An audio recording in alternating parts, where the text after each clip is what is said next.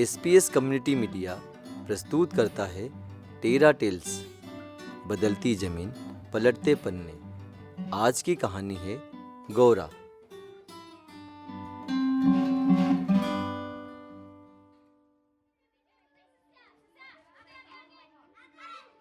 बचपन में जब भी मेरी उम्र के बच्चे खेलते कूदते थे, मैं उनके साथ खेलने के बजाय अपने घर के आंगन की बेदी पर बैठी उन्हें देखती रहती थी। एक पैर को आधा मोड़कर दूसरे पैर से पत्थर के टुकड़े को पंजे से खिसकाकर जमीन पर बनी हुई लकीर के इस पार से उस पार पहुंचाते थे। पौवा खेल का ये नज़ारा देखकर मुझे मम्मी की बताई हुई पुरानी बातें याद आ जाती है। जब मेरी उम्र महज 3 साल की थी, तब तक मैं भी अपने भाइयों और बहनों के पीछे दौड़ा करती थी। हमेशा की तरह पापा शाम के समय घर आए। उन्हें देख मेरी बड़ी बहन मुझे अपनी गोद में लिए बाहर दरवाजे की तरफ भागी। अचानक ठोकर लगने से मैं अपनी बहन के हाथों से छूटकर दरवाजे की डेली पर जा गिरी। इससे मेरी कमर की हड्डी ऊपर की ओर खिसक गई। मम्मी बताती है, उस दिन के बाद से 5-6 सालों तक खटिया पर ही लेटी रही, जिस वजह से अपने पैरों पर खड़ी नहीं हो पाई। आज मैं अपने दोनों हाथों के सहारे चलती हूँ। समय गुजरता गया और हम भाई बहन बड़े हो गए। वे सभी अपनी अपनी जिंदगी संभालने लगे और उसी में बिजी होते चले गए। मुझे घर के अकेलेपन से अंदर ही अंदर घुटन होने लगी। क्या जिंदगी भर मुझे माँ बाप ही पालते रहेंगे? आखिर कब तक ऐसे ही उन पर बोझ बनकर बैठी रहूंगी? जिस दिन वे नहीं रहेंगे, मैं किसके सहारे रहूंगी? हाथों से चलने के कारण बाजार, नुक्ते, मान और शादी ब्याहों में सभी लोग मुझे अपने साथ ले जाने में कतराते थे। इसलिए सिर्फ मेरा काम अंग्रेजी कवेलू के 2 कमरे और एक खुले आंगन की चौकीदारी करना ही रह गया था। एक दिन मेरे बड़े भाई भाभी उदयनगर बाजार जा रहे थे। घर रहकर ऊब गई थी और मुझे अपना ब्लाउज भी सिलवाना था, तो उनके साथ बाजार जाने के लिए मैं जिद पर अड़ गई। बड़ी मुश्किल के बाद भाभी मानी। बैलगाड़ी पर पहली बार बैठकर जब घर से बाहर निकली तो मेरी नज़र एक जगह टिकी नहीं रही थी। कभी नज़र मिट्टी से बने सुंदर घरों पर जाती, तो कभी खाली खेतों से होते हुए दूर पहाड़ियों पर। रास्ते में पेड़ों पर लगे पलास के फूल देखकर पलक झपकाने को भी मन नहीं कर रहा था। भैया भाभी मुझे मेरी सहेलियों और रिश्तेदारों के घर भी दिखाते गए। मेरे मन में ख्याल आया कि मुझे कभी और इस तरह घर से बाहर निकलने का मौका मिलेगा। हम उदयनगर पहुंच गए। भैया ने बैलगाड़ी टेलर की दुकान के सामने रोक दी। मैंने झोले में से चप्पल निकालकर हाथों में पहन ली। बैलगाड़ी से ज़मीन पर दोनों हाथों के सहारे चलते हुए दुकान की पेड़ी तक पहुंच गई। टेलर और आसपास के लोग मुझे ही देख रहे थे। मैं दुकान में रखी एक कुर्सी पर चढ़कर बैठ गई। आज लोगों की नज़र मुझे लाचारी का एहसास करा रही थी। शायद इसी डर से ही मुझे बाहर लेकर नहीं जाते हैं। मैंने झोले में से ब्लाउज का कपड़ा निकालकर सामने वाली टेबल पर रख दिया। कैंची को टेबल पर रख टेलर ने गले से टेप निकाली और मेरा नाप लिया। नपती के नंबर लिखकर नाम पूछा। गौरा, मैं दबी सी आवाज़ में बोली। गांव का नाम नहारियापुरा। टेलर ने ब्लाउज का कपड़ा टेबल पर बिछा दिया और जगह जगह चाक से निशान लगाने लगा। मेरी नज़र उसके हाथों पर थी। जिधर जिधर हाथ जाते मेरी नज़र उनका पीछा करती। देखते ही देखते टेलर ने कैंची से कपड़े को 9-10 भागों में बांट दिया। मशीन में धागा बिठाया और कपड़े के अलग अलग भागों को जोड़ने लगा। थोड़ी ही देर में ब्लाउज बनाकर तैयार कर दिया और मेरे हाथ में थमाया। मैंने ब्लाउज को अच्छी तरह देखा। मुझे लगा ऐसा तो मैं बना सकती हूँ। कुछ देर बाद भैया भाभी आ गए। हम वापस घर के लिए रवाना हुए। उस दिन घर से बाहर की शाम पहली बार मुझे अच्छी लग रही थी। अब मेरी नज़र न तो खेतों पर थी, न आसपास के पेड़ों पर, मैं रास्ते भर भाभी को बताती रही, भाभी ब्लाउज सिलना बहुत ही सरल है। उस टेलर ने तो झट से कपड़े को काटा और सिल दिया। मेरा भी मन कर रहा है, मैं तो सिलूंगी। पर तुम मशीन कैसे चलाओगी? अपने घर तो मशीन है ही नहीं। भाभी ने मेरी बात काटते हुए कहा, कुछ भी हो, मैं तो हाथ से ही सिलूंगी, तुम मुझे कपड़ा दे देना।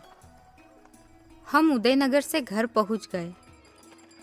आज तो बाहर खेल रहे बच्चों पर भी ध्यान नहीं गया, बस कानों में कैंची और मशीन की आवाज़ें ही चल रही थी। काटोगी कैसे? घर में तो कैंची है ही नहीं। दूसरे दिन भाभी ब्लाउज का कपड़ा देते हुए बोली, कैंची नहीं है तो क्या हुआ, धराता तो है। मैं चौके में जाते हुए बोली। पुराने ब्लाउज की सिलाई खोलकर हर एक भाग को नए कपड़े पर बिछाया। कोयले से कपड़े पर निशान लगाकर दराते से एक एक भाग को काटने में मुझे 3 दिन लग गए। मैंने ठान लिया था ब्लाउज तो सिलकर रहूँगी। घर में पतला धागा नहीं था, इसलिए गोदड़ी सिलने के मोटे धागे से ब्लाउज के एक एक भाग को सिलना शुरू कर दिया। पहले एक साइड का कंधा और टुक्की जोड़ी, जो मुझे सरल और अच्छा लगा। मैंने 7 दिनों में पूरा ब्लाउज तैयार कर लिया। इतने ध्यान और बारीकी से सिलने के बाद भी ब्लाउज बड़ा सिला गया। मैं उसे नहीं पहन पाई, लेकिन अपने आप पर विश्वास हुआ कि मैं ये सीख गई तो खुद के लिए तो कमा ही लूँगी। अब मैं घर पर फ्री नहीं रहकर फटे कपड़े और ब्लाउज सिलने में लगी रहती। कुछ दिनों बाद मेरी बड़ी बहन ससुराल से घर आई। मैंने जो ब्लाउज सिला था वो उन्हें दिखाया। उन्होंने पहना तो फिट बैठ गया। मैं खुश हो गई कि मेरे हाथ से सिला ब्लाउज आज मेरी बहन ने पहना है। बहन ने कहा कि तू पास के रामपुरा गांव जाकर सिलाई क्यों नहीं सीख जाती? ये सुनकर मेरी सिलाई सीखने की इच्छा और बढ़ने लगी। तुम मेरे लिए सिलाई की बात करके आना, मैंने बहन से कहा। अगले ही दिन बहन मेरे लिए रामपुरा में सिलाई सीखने की बात करके आई। सिलाई सिखाने वाली 500 रुपये महीना लेगी। बहन की बातें सुनकर मुझे मम्मी पापा की मजदूरी का ख्याल आया। वे महीने में 500 रुपये दे पाएंगे? इसलिए उनसे पैसे मांगने की हिम्मत भी नहीं हुई। रात को मन में भाभी की ही बातें चल रही थी। सिलाई सीख भी लोगे तो फिर मशीन कहाँ से लाएंगे? उसे कैसे चलाओगी? आने जाने की भी दिक्कत। इन सारी बातों से मेरी उम्मीद टूटती जा रही थी। एक दिन दोपहर में रातातलई से मेरे जीजाजी घर आए। मुझे देखकर वे बोले, गोरा तो उदास दिख रही है। तभी मेरी बहन बोल पड़ी, इसे सिलाई सीखना है, लेकिन सिखाने वाली पैसे ज़्यादा मांग रही है। तब जीजाजी ने कहा, मेरे गांव से 4-5 लड़कियां नीमखेड़ा गांव के पास एक सिलाई भवन है, वहां जाती है। वहां कितने पैसे लेते हैं? वो लड़कियां बता रही थी, वहां फ्री में सिखाते हैं। जैसे ही मैंने फ्री सुना तो मेरी उम्मीद फिर बन गई। जीजाजी चाय पीकर घर चले गए। मैं मम्मी पापा का खेत से वापस आने का इंतज़ार करने लगी कि कब वे आए और उन्हें यह बात बताऊं। मम्मी पापा आते ही मैंने बताया कि नीमखेड़ा में फ्री में सिलाई सिखाते हैं। पापा भाई तो तुरंत ही मना कर गए और मम्मी बोल पड़ी, बस से जाएगी तो कौन उतारेगा, कौन चढ़ाएगा? तू हाथ से चले और रास्ते में कुत्ते ने काट लिया तो पता ही नहीं चलेगा। तू तो रहने दे, घर ही बैठ। तुम हो जब तक साथ दोगे, जिस दिन तुम नहीं रहे उस दिन मैं क्या करूँगी? कब तक घर में बैठी रहूँगी? मैं उनकी बात को नकारते हुए बोली।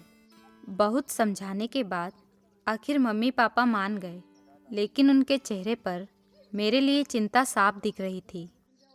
मेरे मन में एक ही बात चल रही थी, नीमखेड़ा जाए कैसे? नहारियापुरा से नीमखेड़ा तक जाने का 5 रुपये किराया था। मेरे और भाई के आने जाने के लिए 20 रुपये की व्यवस्था करनी थी। मम्मी पापा धाड़ की मजदूरी करके जो कमाते थे, उतने में सिर्फ घर का गुजारा ही होता था। वे मुझे रोज रोज पैसे कैसे देंगे? तभी याद आया कि राखी के शगुन में बहन और जीजाजी ने मुझे एक मुर्गी दी थी। उन्होंने बोला था, इसे बेचकर चूड़ी पहन लेना। 60 रुपये में मुर्गी बेचकर कुछ पैसों से मैंने चूड़ियाँ पहनी और ज़रूरत के हिसाब से सामान खरीद लिया था। उनमें से 10 रुपए बचे थे। अब 10 रुपए की व्यवस्था और करनी थी। सुबह मैंने मम्मी पापा से बाकी के 10 रुपए मांगे। मैं और मेरा भाई घर से नीमखेड़ा के लिए निकल गए। घर से मेन रोड 1.5 किलोमीटर दूर था। रास्ता कच्चा था, उसमें भी एक नाला पार करना पड़ता था। मैं घर से तो निकल गई, लेकिन इस 1.5 किलोमीटर के सफ़र में मुझे 7 से 8 बार रास्ते पर आराम करने के लिए बैठना पड़ा। हम मेन रोड पहुंचकर बस का इंतज़ार करने लगे। बस जैसे ही रुकी, भाई ने मुझे गोद में उठाया और सीट पर बैठा दिया। बस ड्राइवर ने हमें नीमखेड़ा फाटे पर उतार दिया। वहाँ खड़े लोगों से पूछने पर पता चला सिलाई भवन तो करीब 300 मीटर पीछे रह गया है। मेरा भाई आगे आगे चला और मैं थोड़ी दूर चलूं और बैठ जाऊं। कड़कती धूप में मेरे घुटने जलने लगे और मैं पसीने में तरबतर हो गई। जैसे तैसे करके हम सिलाई भवन पहुँचे। भवन के दरवाजे पर ताला लगा देख माथे पर सल आ गए। भाई ने बोला, कोई बात नहीं, कल फिर आ जाएंगे। मन तो उदास था ही, लेकिन भाई की बात से फिर आस बन गई। अगले दिन किराए के पैसों की व्यवस्था भाई ने इधर उधर से मांगकर कर ली। इस बार सिलाई भवन के ठीक सामने ही बस रुकवाई। मेरा भाई भवन के दरवाजे पर खड़ा हो गया और मैं अंदर चली गई। दोनों तरफ मशीनों की लंबी कतार के बीच एक सकड़ी गली थी। वहाँ महिलाओं और लड़कियों के अलावा कुछ भैया लोग भी सिलाई कर रहे थे। सभी लोग बड़ी हैरानी से मुझे देखने लगे। तभी सामने से पुष्पा दीदी और पप्पू भैया मेरे पास आए और पूछा, दीदी आप कहाँ से आए हो और क्या नाम है? मैंने कहा, नहारियापुरा से, मेरा नाम गोरा है। तुम सिलाई सीखना चाहती हो? मैंने झट से हाँ भर दी। दीदी भैया ने मुझे कुर्सी पर बैठाकर कहा, अभी तुम देखो कैसे सिलाई होती है। मैंने 2 घंटे बैठकर देखा। कुछ महिलाएं कुर्ते सिल रही थी, उधर पुष्पा दीदी लड़कियों को समझा रही थी कि कैसे सिलते हैं, और पप्पू भैया बड़ी सी टेबल पर कपड़ा काट रहे थे। सभी को मिलजुल कर काम करते देख मुझे बहुत अच्छा लग रहा था। मेरी नज़र एक महिला पर पड़ी जो रंग बिरंगी कपड़े के छोटे छोटे टुकड़ों को जोड़ रही थी, जो देखने में सुंदर लग रहे थे। पुष्पा दीदी ने मेरे कंधे पर हाथ रखते हुए पूछा, तुम कल भी आओगी? हाँ दीदी, मैंने मुस्कुराकर जवाब दिया। हम लोग घर आ गए। उस दिन मेरी खुशी का ठिकाना न था। अगले दिन मम्मी ने बस किराए के पैसे इधर उधर से लाकर मुझे दे दिए। मैं अकेली ही घर से निकल गई। रास्ते में सहेलियां मुझे देखकर पूछ रही थी, गोरा कहाँ जा रही है? मैंने उत्साह से जवाब दिया, सिलाई सीखने। मेन रोड पहुंचकर बस का इंतज़ार करने लगी। बस आई, पर हाथ देने के बाद भी नहीं रुकी। 1 घंटे इंतज़ार करने के बाद दूर से बस आते देख मैं रोड के ऊपर थोड़ा आगे आई और हाथ दिया। इस बार बस रुक गई। भवन में जैसे ही पहुंची, सभी ने मुझे नमस्ते किया। मैंने भी नमस्ते बोला। पुष्पा दीदी और पप्पू भैया ने बताया कि सिलाई करने के लिए सबसे ज़रूरी कपड़े का नाप लेना होता है। तुम्हें गिनती आती है? पप्पू भैया ने मुझसे पूछा। गिनती तो नहीं आती, लेकिन पैसे 5, 10, 20 करके गिन लेती हूँ। कोई बात नहीं, हम सिखा देंगे। टेप पर लिखे सारे नंबर के बारे में पुष्पा दीदी ने मुझे बताया और उन्हें देखकर लिखने को भी कहा। मैं दिन भर टेप पर लिखी हुई गिनती लिखती रही। उन दिनों मेरे साथ कुंबाया भवन में 20 से 25 लड़कियां और कुछ महिलाएं भी सिलाई सीखने आ रही थी। उनसे बातचीत करना और साथ में बैठकर टिफ़िन खाना, इससे अपनापन महसूस हो रहा था। दीदी, कल शायद ही आऊँ, मैंने हिचकिचाते हुए पुष्पा दीदी से कहा। क्यों? दीदी, किराए के पैसे नहीं है, मैंने नज़र झुकाते हुए कहा। इसमें नहीं आने वाली बात कौन सी है? हम कुंबाया में सभी को बस किराया देते हैं। दीदी ने मेरे हाथों में पैसे देकर कहा। घर पर कंकर पत्थर की ढेरी बनाकर उसे गिना करती और पट्टी पर भी गिनती लिखती रहती थी। कुछ दिनों में टेप के नंबर पढ़ना और लिखना सीख गई। उसके बाद कपड़े पर कैसे नाप लेते हैं और कैसे कैंची चलाते हैं यह सिखाया। शुरू में जैसे ही कैंची हाथ में पकड़ी तो हाथ धुंचने लगे। कैंची कभी तिरछी जाती तो कभी हाथ से छूट ही जाती। कपड़ा काटते काटते अक्सर कैंची में कपड़ा उलझ ही जाता था। सीधा कपड़ा काटने में कम से कम 7 दिन लग गए। जहाँ सभी लोग पैर से मशीन चलाते थे, वहीं मेरी सीखने की लगन को देखकर संस्थापक सदस्य निवे दीदी ने स्पेशल मेरे लिए हाथ से चलने वाली मशीन मंगवाई। मेरे हाथ उस पर सेट हो जाए इसलिए 1-2 दिन तक खाली मशीन ही चलाई। जैसे फिर सभी को शुरुआत में सीधी पट्टियाँ जोड़ना सिखाते हैं, वैसे मुझे भी सिखाया। शुरू में हाथ से मशीन का हैंडल घुमाती तो पट्टियों पर सिलाई टेढ़ी मेढ़ी हो जाती और दूसरे हाथ से कपड़ा आगे खिसकाती तो हैंडल घुमाना भूल जाती। पट्टियों की टेढ़ी मेढ़ी सिलाई को सुई से वापस उधेड़ो और फिर सिलो। इस वजह से कई दिनों की कोशिश के बाद सीधी सिलाई आने लगी। अब मुझे विश्वास होने लगा था कि मैं सिलाई सीख सकती हूँ। सिलाई सीखने में आने वाली समस्या तो सुलझ गई, लेकिन बस से आने की समस्या ज्यों की त्यों थी। बस वाले वार त्योहारों पर मुझे देखकर बस ही नहीं रोकते थे। बस वालों से पुष्पा दीदी ने बात की, तभी से वे मुझे बिठाने लगे। धीरे धीरे जान पहचान बढ़ने लगी। फिर बस वाले चढ़ाने उतारने में भी मेरी मदद करने लगे। एक दिन मैं हाथ वाली मशीन चलाते हुए पाँव से चलने वाली मोटर की मशीन देख रही थी। मैं भी मोटर वाली मशीन चला सकती हूँ, शायद इसमें पाँव से ज़्यादा जोर नहीं देना पड़ता। मैंने आत्मविश्वास से पुष्पा दीदी से कहा। दीदी ने मुझे मशीन पर बैठा दिया और मेरे पास खड़ी हो गई। मशीन पर बैठी तो पैर मशीन के पैरदान तक जाते जाते बहुत काँप रहे थे। पैरों में तो बिल्कुल जान नहीं थी, लेकिन जैसे ही मोटर के रेगुलेटर पर हल्के से पैर रखा तो मशीन चलने लगी। मैंने खुश होकर दीदी को बताया कि मेरे पैर काम करने लग गए। दीदी अचंभित होकर सभी को बताने लगी, गोरा से मोटर वाली मशीन चल गई। सभी ने खूब तालियां बजाई और उस दिन सभी लोग मेरी खुशी में शामिल हुए। मेरी इस पहल को देख पुष्पा दीदी ने यह खुशखबरी निवे दीदी को भी बताई। यह जानकर वे बहुत खुश हुए। उन्होंने मोटर वाली मशीन चलाने को कहा और मेरे लिए विशेष स्टूल भी बनवाया ताकि आसानी से उस पर बैठकर सिलाई कर सकूं। उस दिन घर जाने को मन बहुत बेताब था कि यह खुशखबरी मम्मी पापा भैया भाभी सभी को बताऊं। जैसे ही घर पर बताया, मेरी बातें सुनकर सभी खुश हुए और बोले, तेरी मेहनत रंग लाई। मोटर वाली मशीन चलाने में डर लगता था कि कहीं उंगलियों पर न चल जाए। पुष्पा दीदी और भी साथियों ने मोटर मशीन चलाते समय क्या क्या सावधानी रखनी चाहिए उसके बारे में बताया। निवे दीदी और भवन के सदस्यों की हमेशा यह सोच रहती थी, मेरे जैसे कई अक्षम लोगों की कमाई बराबर रहे, उसके लिए हमारी क्षमता अनुसार आइटम की डिजाइन तैयार की जाती थी। जैसे पाइनएप्पल, त्रिकोण, चौकड़ी पेच, पेपर बैग, कुशन कवर और चादर भी सिलना सिखाया, जिसे हम दिन में कम समय में ज़्यादा कमाई कर सके। ये सब आसानी से सिल पाए, इसके लिए पुष्पा दीदी और विप्लव भैया ने हमें पैटर्न बनाकर भी दिए।